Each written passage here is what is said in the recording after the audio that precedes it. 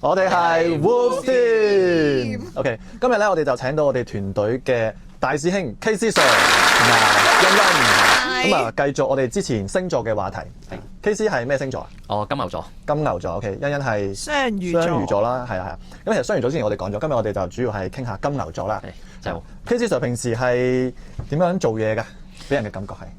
我唔知喎，訪問下人哋對我嘅感覺。欣欣你覺得咧？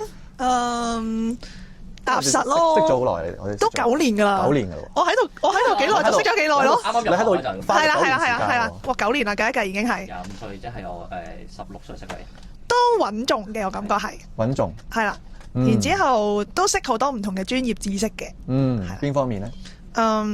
紀律部隊咯，訓練紀律部隊咯。係啊，KC Sir 咧出邊咧都有幫人去考試嘅。係，冇錯，係啦，佢就係我哋紀律部隊嘅第一把關嘅大師兄。大師兄。OK， 嗱咁咧，其實金牛座咧喺呢個保險啦，咁 Deep Sea 咧其實都有一啲人設嘅話術嘅嚇。佢話咧就話咧，原來金牛座嘅人設咧就係數字沉沒成本煉金術。數字沉沒成本煉金術係咩意思啊？好勁喎！呢個聽好似。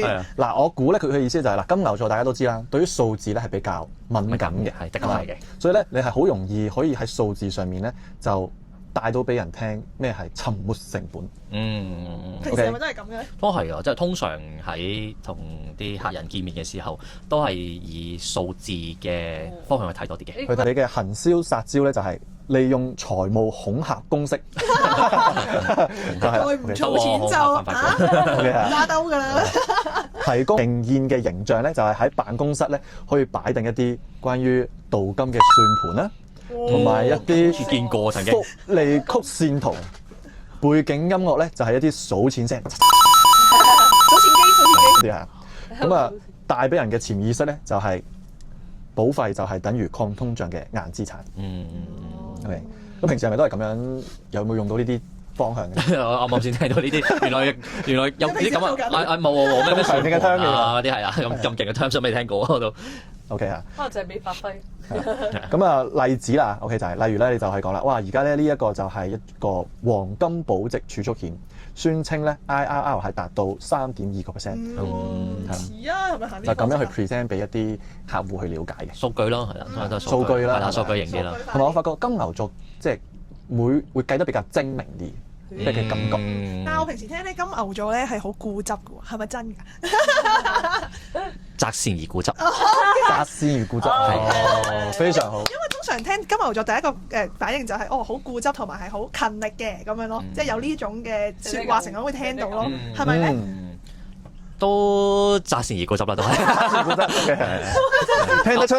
你真係好擇善呢一句嘢係好擇善嘅呢一句嘢。OK， 我覺得我都好學嘅，即係我都會去聽唔同嘅人講嘢嘅，係啦咁樣。咁係咯，學多啲嘢係自己咁樣，係啦。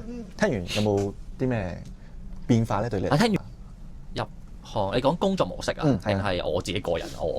都可以啊，工作模式又得，個人都得嘅。好似都唔係有啲咩好特別嘅大變化，等我諗下先啊。但係同我啱啱講嗰種模式同你自己平時嗰種模式咧，貼似嚟咧？如果你話變化嘅話，可能喺一開始嘅時候，即係入行冇耐就可能冇咁數據型嘅。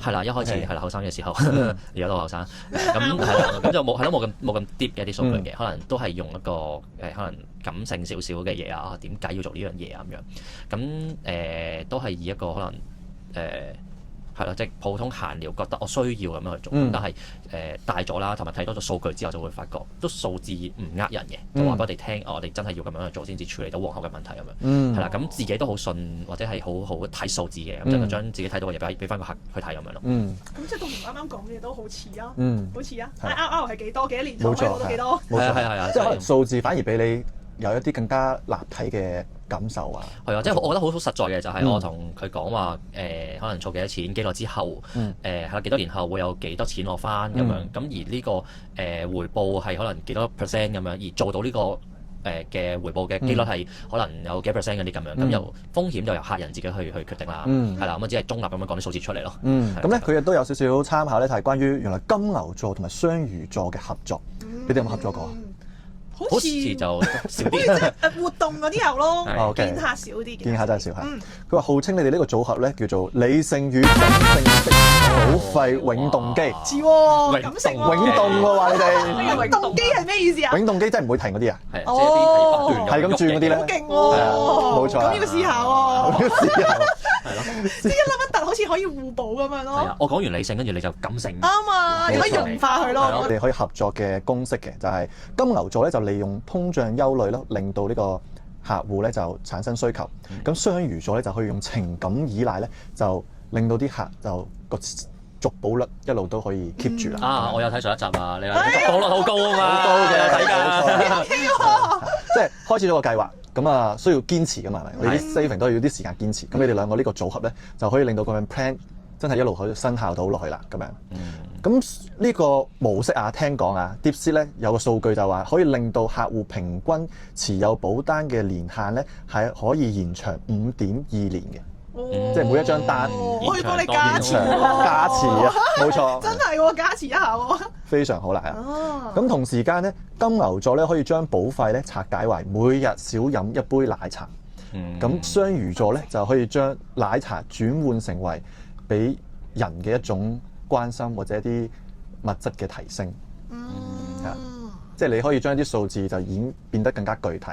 佢就將嗰個具體嘅嘢就演化成為感受。OK 啦。 OK，咁平均呢個方法咧，原來咧可以令到個客戶喺保障方面咧嘅保費咧可以提高18至到32%。哇！充足嘅保障喎，你搞掂我哋一啦！齊見下先，睇下我哋講成到啲咩翻嚟。今日開始呢個組合要誕生啦，真啊！好嘛？OK 啊，有個客揾我好似，我哋即刻出發啦。幾點？差唔多啦。OK 係啦，好嗱，咁呢個咧就係我哋點樣去利用星座同埋 AI 咧，去俾我哋一啲同事有更加多嘅 synergy 啦，咁樣。咁我哋就今日呢一集就傾到呢度啦，係咪？有冇啲咩想補充啊？我哋即刻去合作，冇即刻冇合作見下啦係啊，我哋行動最實際。係啊 OK 好，冇錯。好多謝大家。OK，拜拜。